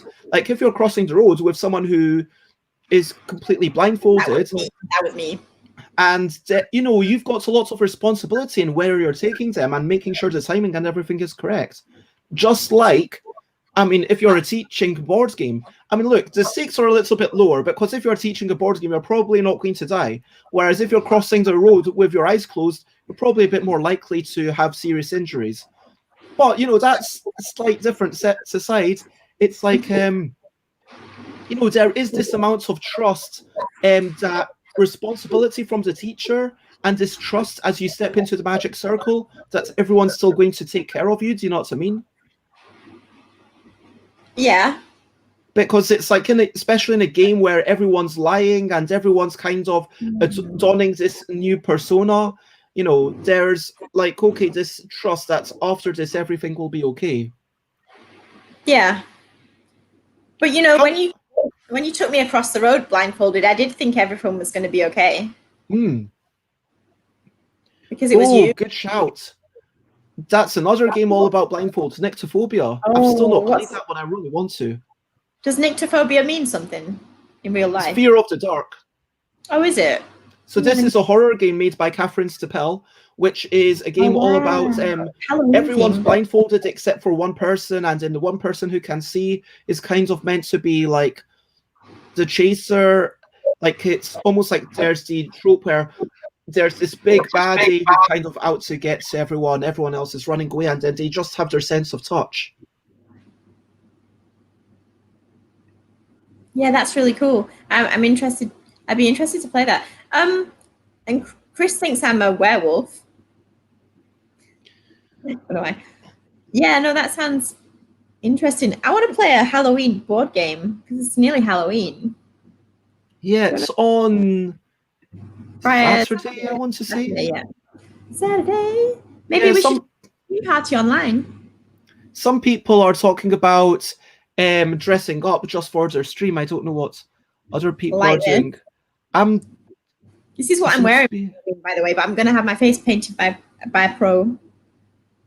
I don't know if I'm going to be making any efforts for Halloween. I'm just sorry. I don't have the energy, is the truth. So sorry to anyone who's expecting any special Halloween stuff. I just want to put the kibosh on that.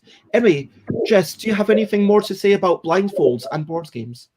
Blindfold. What's that game, Blind Man's Buff? That's not a board game. That's a blind person. It's kind of a partner thing. Party game. I like that. Oh, yeah, where you've got someone who's blind and then they're going and feeling other people. I don't know about your version, but in my version, you put like there's a person on a chair with a blindfold on, and you put like some keys under the chair, and you have to try and take the keys without the blind person hearing anything. Okay. And then if you win, then you get to sit on the chair, and it's your turn. Huh. Yeah, I think that might be the game. I'm thinking of a totally different game. I'm thinking of the game where one person's kind of coming into the room, so the room is pitch black, and everyone else can sort of see the person coming in because of the light behind them. But then they've got to kind of nip round the person and try to get round them. And you're kind of reaching out blindly to try and catch the people, like sort of doing this. That's the Scottish version?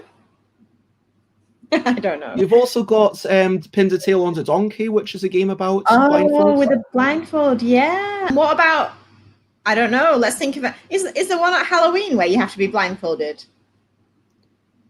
Oh, I don't know. Probably. It made me think, do people wear blindfolds when they do apple bobbing? No. But let's move on to geolocation. Geolocation is an actual game. Geocaching. Oh, okay. So geocaching, because like I only did it with you like one time and with somebody else one time, and I really loved it. Like it's so interesting. And I saw people were debating over Facebook a few months ago about whether or not it's safe to do it during lockdown and stuff. And people were saying if you're very hygienic and it's sanitized, then maybe. Obviously, in Thailand now, I could do some geocaching. So, can you remind me how to do it? Well, you bury something, right? Yeah, so basically one person buries something and then they give the exact geographical coordinates to other people, and then you kind of have to go to those coordinates, and then you have to find this little metal box that has things in it. Yeah, and then you're meant to put the thing into the box and take another thing out. Oh, and can you make up like a rhyme, like a clue? Because I remember we had a clue, didn't we? Or we made up a clue. Yeah, I think there was like it was like the target, and then it was like saying that it was under this tree in Botanic Gardens in Glasgow, and then we had to dig a little bit, like not very far, about 20 centimeters. This kind of thing makes me think about things like Krypton Factor. And then what's that thing that you can do now in real life? And they have it in the UK and they have it here where it's like you go with a group of friends and you have to get out of a room, and it's like a puzzle to get out of a room, and it's a bit like Krypton Factor where you're stuck somewhere and you have to unlock all these puzzles. So these are like different, they're not board games, comparable to board games. It's more like when you it's like this. That it's like kind of leads to where is the line between a board game and, you know, like a physical, you know, sport or like a game show. Do you know what I mean? The line is Twister. Like, is Twister right on the line? Is Twister like... Twister is on the cusp. Escape rooms, yes, that's it. Thank you. I mean, are escape rooms like... I wouldn't... Like, escape rooms are obviously not a board game until you've got something like Escape Room in a Box. Escape room is like a board. You know, what's that word that you guys use? Oh, what's the word? Somebody, you know, Magic circle? No, the pieces in a board game. Components? Somebody yesterday said they had some squirrel ones. Meeples. Meeples, yes. That was today. Rob said that they've got some squirrel meeples.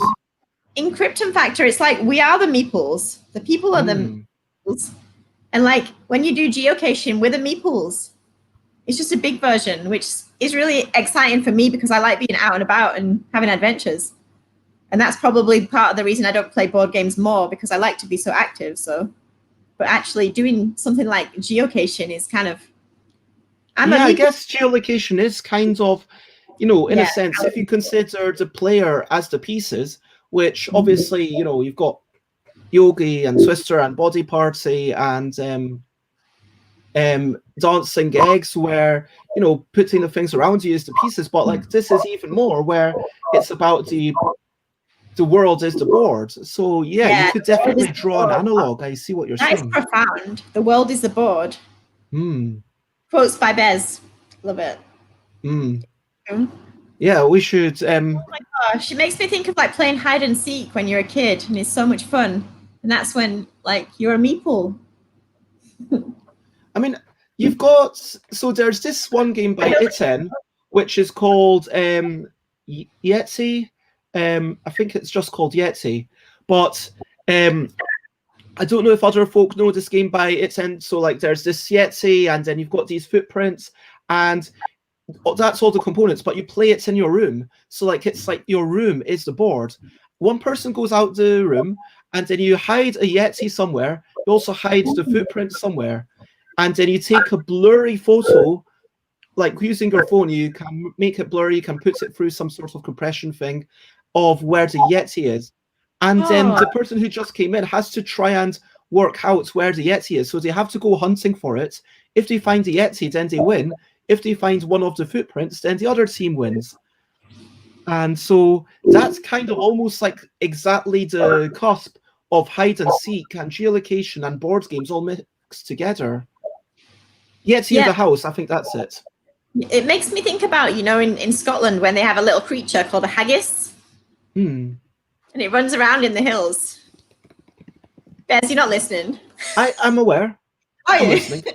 A little creature called a haggis. So, like, how many people in chat think a haggis is a small creature? Are there any Americans out there? I don't think anyone... I just wasn't going to bother refuting that, because I don't think anyone watching this actually believes that. Those poor guy. And just going...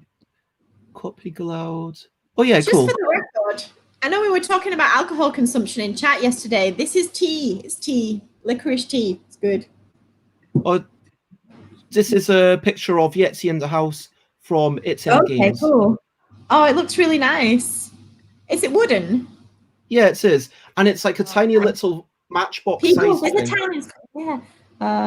I get excited about the chat and I start responding to it before anybody knows. Yeah, Peebles. I remember Peebles. It's not that far from Glasgow, is it? I don't know peoples, to be honest. I don't know. Well, you don't know what your national animal is either, Bears. So. Yeah, that's true. Are you even a Scot? Have you even got a kilt? No, I don't. I've got a tartan skirt. Oh, nice. Well, same. No, it's not. No one who. No, it's totally different. In Thailand, same is a common phrase. It means something slightly different, but in Thailand we don't care, so we just go, oh, same.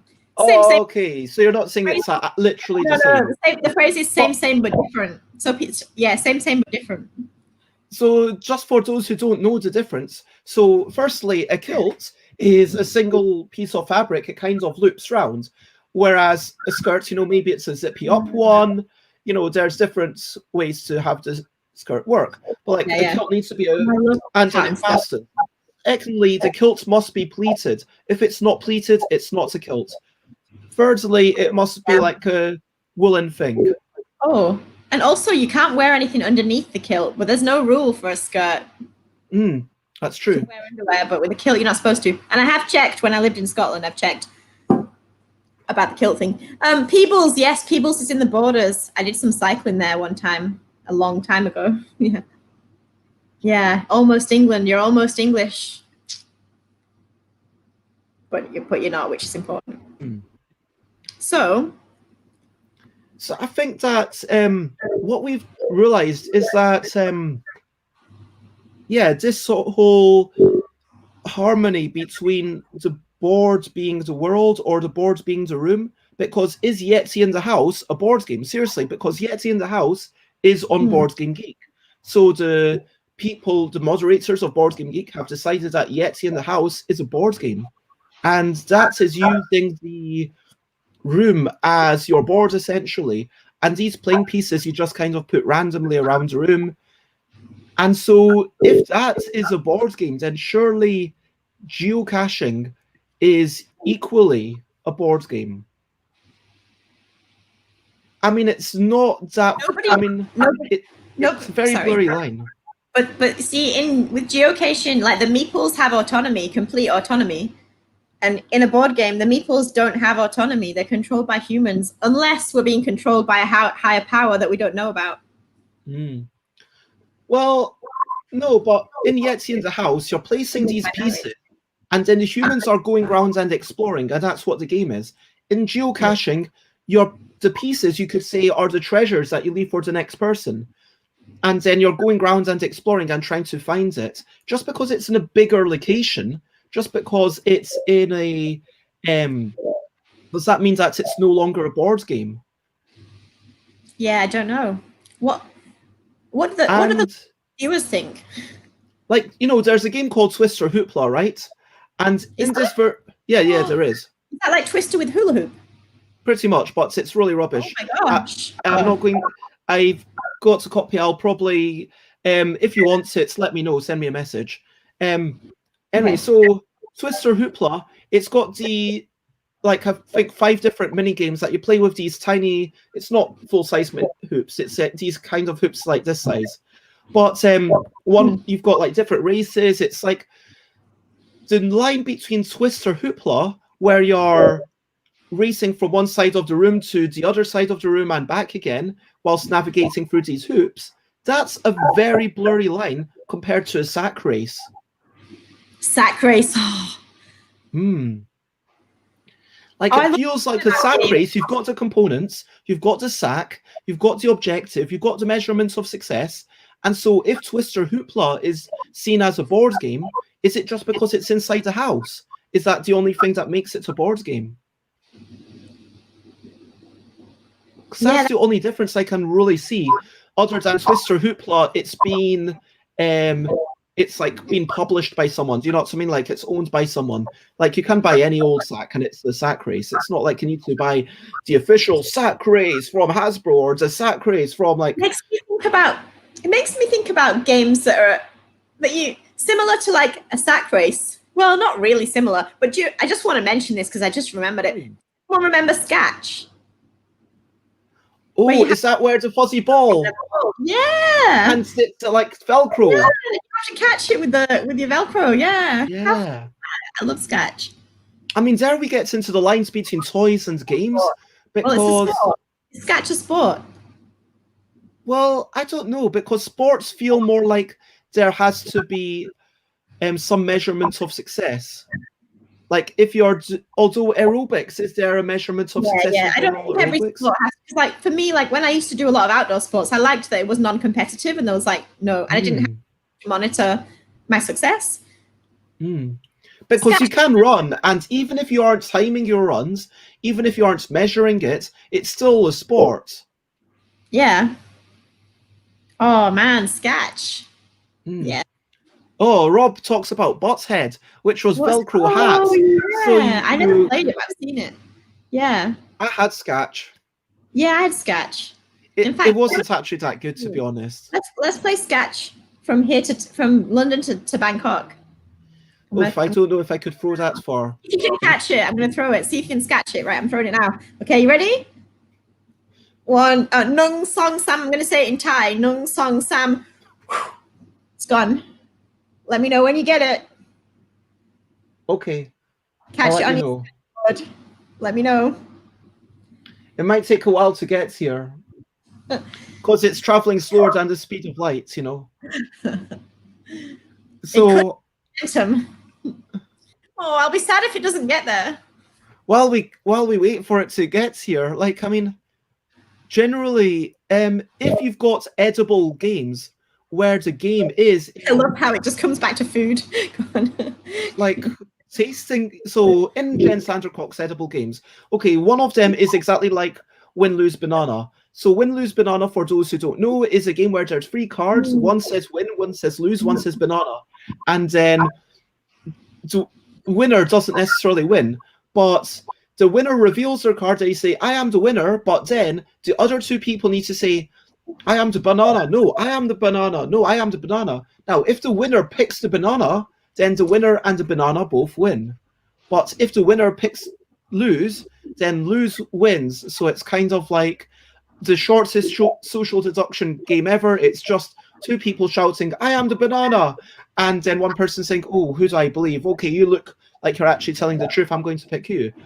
Now, one of Jen Sandercock's games is exactly like that, but with food, where you're tasting this, not actually poisoned, but different sandwich. So you have these 3 sandwiches. One of them might have, like, so you say, okay, like the royal plum jelly, that's going to mean that you are the monarch. The plain jelly, the plain sandwich with literally nothing in it, that means you're the pauper. The sandwich which has ginger in it, that means that you're the assassin. And so then you have to swap your sandwiches with someone else. So then and you can do this with scones or whatever. And then the monarch has to swap their sandwich with someone. And if they swap their sandwich with the pauper, then both the monarch and the pauper win. But if the monarch swaps it with the assassin, then the assassin wins, if that makes sense. But then by adding this food, you've got that extra aspect of looking, studying people's faces, thinking, oh, what did they taste? Ooh, that person looked like they were happy. Is that because they like ginger? Is that because they got nothing but they were bluffing? Were they like just trying to pretend like they got this really nice ginger jam? And then you've got to try to imagine how people's faces would look while they were eating the particular thing, if you know what I mean. It sounds really, really cool. Bess, I got a question for you. Yeah? What do you like more, board games or food? Oh, board games. Cool. But food is essential, but we still like board games more. Yeah. I mean, look, if I had to... I mean, that's a big question. If I had to never taste food again, because, you know, I can still take it just for the nutrients, or I have to never play board games again, because that feels like equal. Now, you know, one is essential. So, like, that's kind of equal. Never play board games versus never taste food. Oof. I honestly don't know. Like, yeah. I'm choosing food. I'm Like, choosing food myself because I could replace board games with like sport, something And I can play games on my phone. I don't know. It's really difficult. Like, chat, tell me what you would choose. Could you choose? Because I feel like you could still live vicariously through either. Like, I could design games and have other people play them and be satisfied that way, or I could cook food and have other people taste them and kind of enjoy it that way, enjoy it vicariously. But having the joy of actually playing and joining in, that I think that I don't know. This is a really sad question, but I think I know what I would choose. But I've got another if question. there's anyone else in chats, let us know what you would choose: food or board games. I think I'm going to have to go with food. Although it would break my heart either way.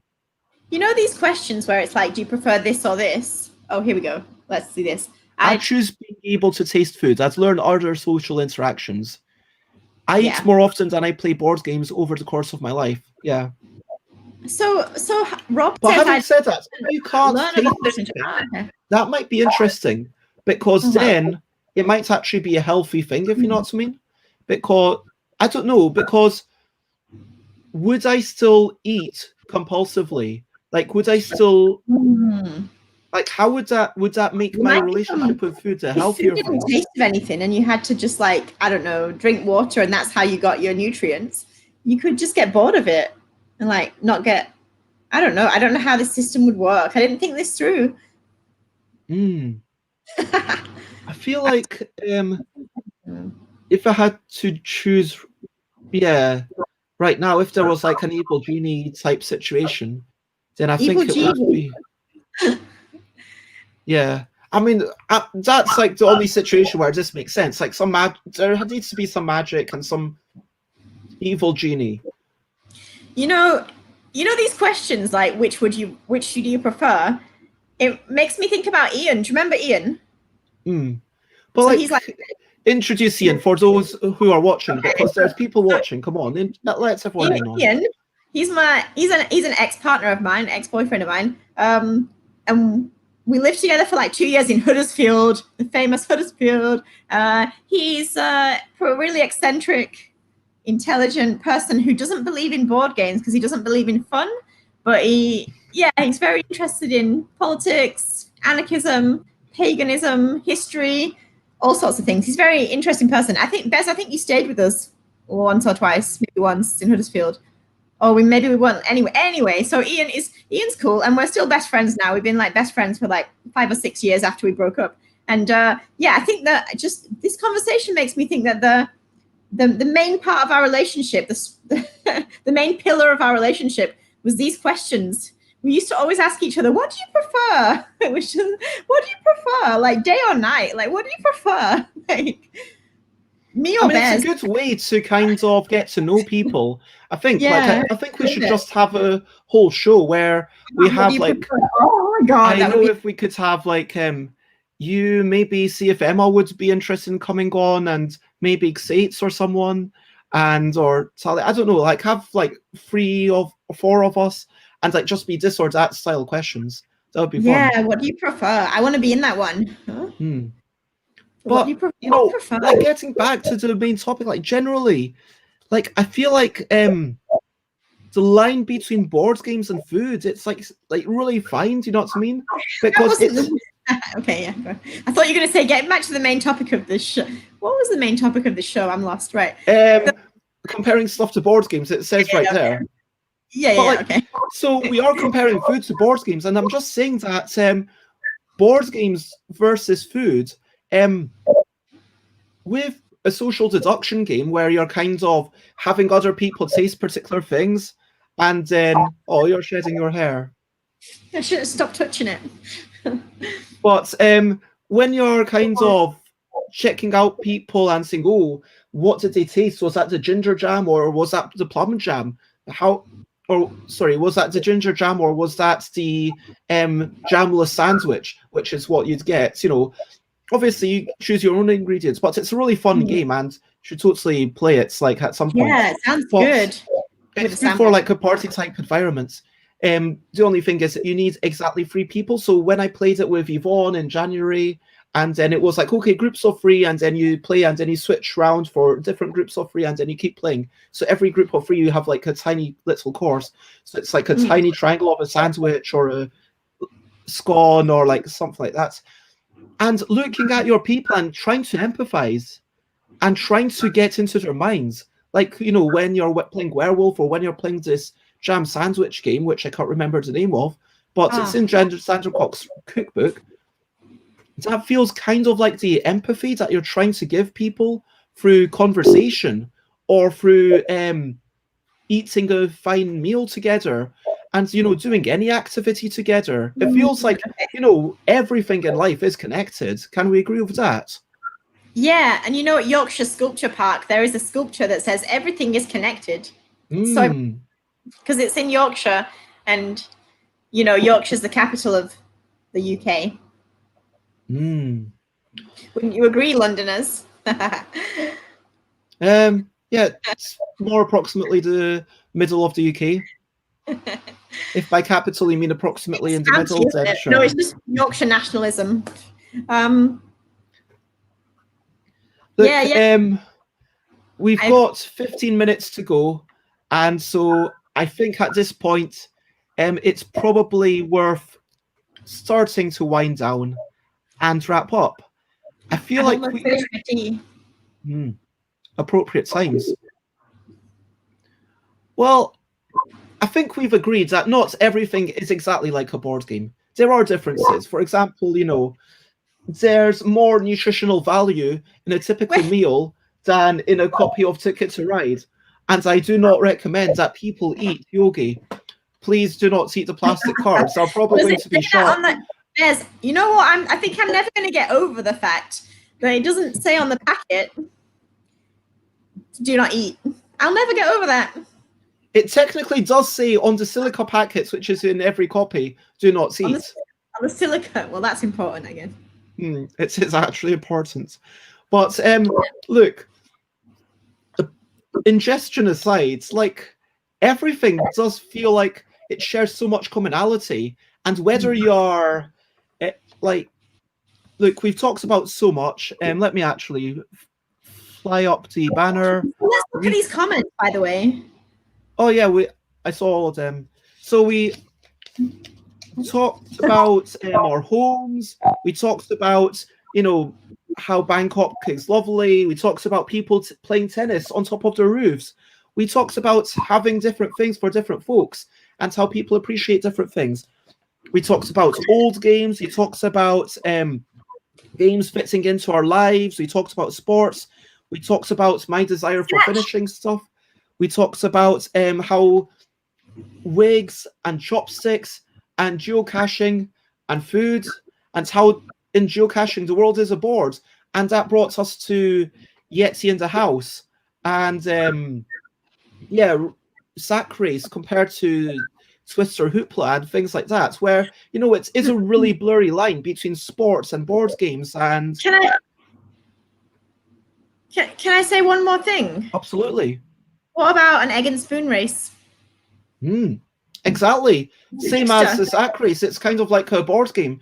I mean, you've got the components, you've got the egg and spoon, you've got the rules, you're stepping into the magic circle. It is certainly a game. And the notion of what is a board game is such a fuzzy line. Like, if you think that, like, Twister is a board game because apparently it deserves to be up on board. Twister in the middle. I mean, is it that it uses too much space, like an egg and spoon race? Is it that there's not a clearly enough defined space that you play around? It's like a really weird one. And so what we've decided is that board games themselves, what is a board game, is such a nebulous question. But hopefully it's been a bit of fun pondering this question. And whatever you do, whether you're creating a meal for someone or you're having a conversation or anything, I think it's all about, you know, enjoying life and, you know, relationships. Would you agree with that? I think we shouldn't worry too much about. It's an interesting discussion for sure. I hope other people think so. Just definitely comparing board games to different things in life. But when we're playing games, we should relax and feel free and not worry about finding what anything is and just enjoy it. Yeah, let's not get stuck into what is a board game, what's not a board game. Like, it's just, let's enjoy spending time with each other, whether that's, in real life or digitally. And of course, in this day and age, for lots of people in Europe, in America, the line is really blurred with what's a board game and what's a digital game, if you know what I mean. Because tonight at 8 p.m., I've got a new game that I would normally call it a board game, but we're playing it via video chat. Does that make it less of a board game? If you play Ticket to Ride on your digital app, is it less of a board game? Like, I would personally say yes, but who cares to some degree? Who cares? And like, I always think about Yogi, and I'm like, is Yogi supposed to be a board game? Because it's a card game, right? Anyways, but who cares? I mean, it's on Board Game Geek. I mean, yeah, who cares? I mean, that's the thing. And to some degree, it's interesting if you are analyzing this stuff, if you care about it deeply. I don't want to say, oh, it doesn't matter, because clearly I make a living from board games, and I adore board games, and I think it's super important to think about the different ways that board games can go. But let's be more all-encompassing and more inclusive of what can be a board game rather than more restrictive. Do you know what I mean? Yeah, Bez, may I have a 10-second break? Yeah, go for it. You have to count 10 seconds and see how long I am. Right. Okay. Okay. 0, 1, 2, 3, 4, 5, 6, 7, 8, 9, 10 seconds, 11. I'm not going to keep on counting because that's going to be terrible viewing for everyone. So it's definitely more than 10 seconds. I hope you all agree. But let's just move on to, if you want to find me, then I am stuffbybez.com. Whoops. Stuffbybez.com, stuffbybez.bigcartel.com to buy my stuff, twitter.com/stuffbez, instagram.com/stuffbez if you want to see pictures from me, twitch.tv/stuffbez is 10 a.m. every day, and youtube.com/c/stuffbez is my old shows, stuffbybez.com/discord. Please pop into that chat and share pictures of cats. And you can also chat more about the topics that we raised. If you want to talk about old games or, how everything is like a board game, then do that in the Discord. Just before we go, I'd like to explain why I asked you to count 10 seconds. Okay. Because I took a lot of tea and I really had to pop to the bathroom, toilet, whatever you want to say. And when I'm at school, when my students ask me if they can go to the toilet or the bathroom or the washroom or whatever, or the restroom, they ask me, and every time I say, yeah, you've got 10 seconds. And every time it just makes them giggle. And then everybody starts counting 10, 9. And obviously it takes them like more than, but yeah. So I tried to challenge myself there to see if I could play my own game. I was more than 10 seconds, though, right? Way more, yeah. Oh, no one's ever done it yet. Yeah, I don't think it's a good thing to encourage, because then, you're encouraging people not washing their hands and stuff. That doesn't seem good. Oh, they wash their hands. Yeah, you're right. You know what? Hopefully they know that, but there's a lot of hand gel all over school right now. So hopefully they are very good. They all wear their masks most of the time. Yeah, you're right. I should probably say 10 seconds, wash your hands. 10 seconds and make sure you wash your hands. Just say, make sure you wash your hands. Just 10 seconds. You don't need to keep up to 10 20 seconds to wash it. Anyway, when I say 10 seconds, they know it's a joke. And actually, they're usually about probably 4 minutes. So yeah. Let me just thank everyone. Thank you, everyone who's been watching. It's been lovely to have all your comments. Thank you, everyone who's put in questions or just said hello, or given love in whatever manner. It's lovely to have you along with us. Before we say bye, it is over to you. What are you up to? Share anything that you want to. Just for like 2 or 3 minutes. We've got bits of time before it hits the absolute deadline. What are you up to today or tonight, depending on where you live, or tomorrow if you want to go to that? What you're up to in the next 24 hours? Is there anything you're looking forward to? I'm going to probably be looking at someone's rules and writing some rules, maybe tidying. I'm going to eat the for the third time the leftovers from Sunday night's meal, because on Sunday night, after Essen, I got this meal from the Chinese takeaway where it was like 3 courses, and then I had that. That was also my main meal on Monday, and now it's going to be my main meal today as well. So yeah, we mentioned Ian before. Do you know what his favorite food is in the whole world? leftovers. Yeah, you know that already. Leftovers. Oh, Yeah. Contextually, it was fairly clear. And especially if it's free. Pumpkin soup. I had pumpkin soup yesterday at the salad bar. It's so good. That sounds like a good thing to look forward to.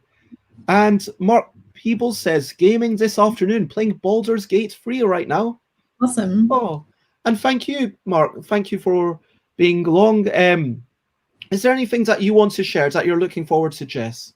Yeah, I was thinking I might try and go for a little run tonight.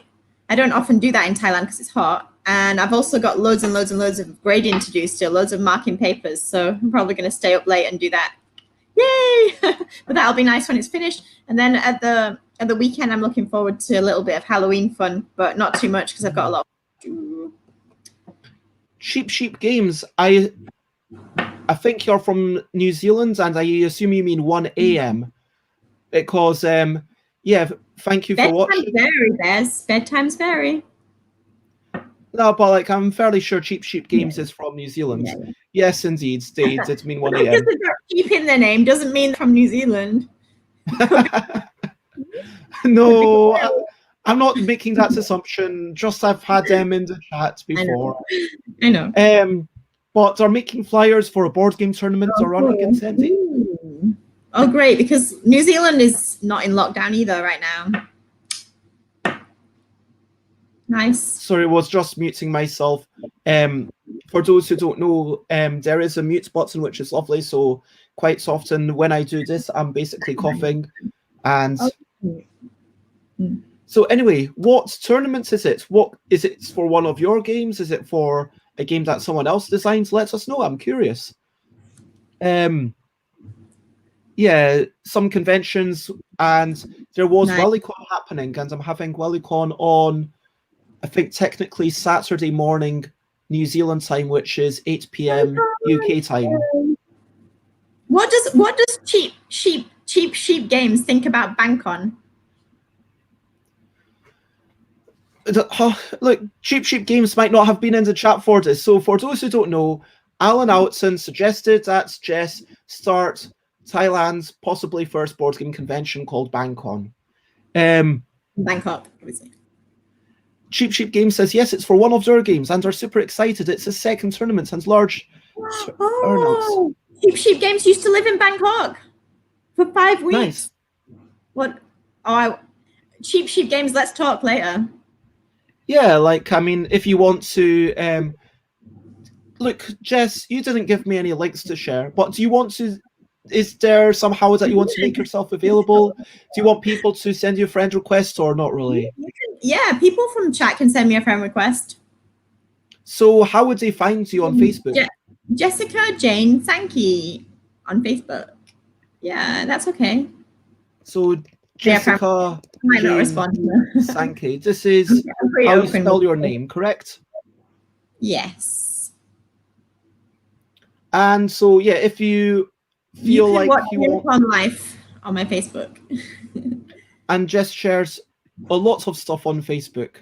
Share a lot of rubbish. No, yeah. Sometimes I'm not sharing what I do. I'm sharing many things, but sometimes I share what I actually do. But I don't share lots of thoughts and memes. I share a lot of memes, and I noticed recently I go into the history, like memories, and I share memes from before that I really like. Yeah. So if you have enjoyed this, then please, if you want to think, oh, maybe I don't want to pop in every day, but I just want to pop in sometimes, look at stuffbybez.com/streams, which will tell you what's coming up. The rest of this week, we've got 8 p.m. tonight.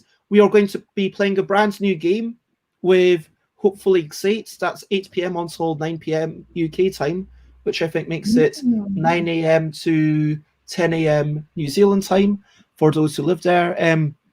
Representation and Alienation tomorrow with Emily Shaw, Lolvey, and AJ LeBron. I'm really looking forward to this. So this is some amazing people. We're all going to be talking about why representation really matters. So that's going to be a lot more serious as a topic. And we're actually going to be talking about that representation. Oh, Thursday, I'm really excited about this. Pricing structures with Mark Harris of Tabletopia. It will be basically like, how do you justify the amount of money that you charge for Tabletopia with the subscription fee? Is there any benefit for the consumer? Then we've got all sorts of things. Look up the stream. Share, spread the word. I'm going to quickly check to see if there's any cool musicians or... Oh, Idol Michael. Ooh, let's raid. Who are we going to raid? So there's Idol Michael is chatting about their board games. There's Piano Man Dom or Amadeus, who's really lovely music. You can choose. Who do you want to go for? Just check the rules, because I want to know if unicorns are allowed. They're always allowed. So music or board games? It's a board game like we actually play it? No, it's Idol Michael chatting about the creation of their board game. Chat sounds quite interesting. I don't mind. Up to you. You're in lockdown, like it's totally up to you. Let's go with Idol Michael. So if you want to raid, then do it. If not, then don't. That's it. There is only one thing left to do, and that one thing is to sing bye, bye, bye, bye. This is a goodbye song. Bye, bye, bye, bye. Thank you for watching along. Bye, bye, bye, bye. This is the end of the show. Bye, bye, bye, bye. And now it's time to go. Bye, bye, bye, bye. This is a goodbye song. Bye, bye, bye, bye. Thank you for watching along. Bye, bye, bye, bye. This is the end of the show. Bye, bye, bye, bye. And now it's time to go. Bye-bye. Bye. Thank you. How do you say Sawadee Ka? No, Sawadee Ka is hello. You can say Sawadee Ka for goodbye as well. You can say Sawadee Ka. Or is it Kopkun Ka? Kopkun Ka is thank you, right? So Sawadee Ka is like hello and goodbye. Sawadee Ka, Kopkun Ka, bye-bye, bye-bye, bye-bye. Bye. Sawadee Ka, Kopkun Ka.